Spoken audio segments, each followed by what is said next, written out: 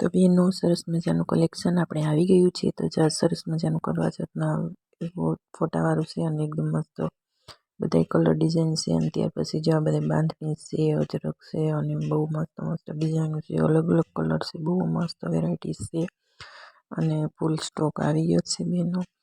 તો કોઈ પણ બહેનોને જો રિક્વાયરમેન્ટ હોય તો કોઈ બહેનો કોમેન્ટ કરી શકે છે અને પૂછવાનું એમાં.